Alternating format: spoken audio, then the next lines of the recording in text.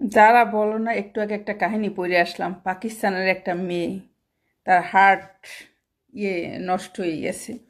সে পাকিস্তানে থাকলে তো ওখানে ট্রিটমেন্টে কাজ হয় না, পরে গেছে ইন্ডিয়াতে। ইন্ডিয়াতে যাইয়া একজন হিন্দু লোক মরিয়া গেছে, তার হার্ট তার বুকে বসাইছে।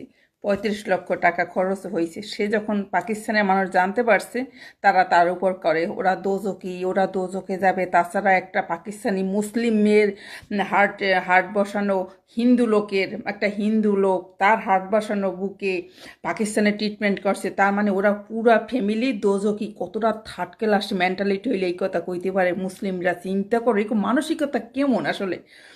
মেয়েটার জীবন 19 বছর হোক আর মেয়েটার বয়স 20 বছর হোক, ধরে নিলাম 25-30, যাই হোক, একটা হিন্দু লোকের হার্ট এখানে বসানো বা এত টাকা, তাও সে তার ট্রিটমেন্ট হয়েছে কিন্তু ইন্ডিয়াতে। হ্যাঁ, ইন্ডিয়াতে ট্রিটমেন্ট, সে সুস্থ হয়েছে শেষ পর্যন্ত।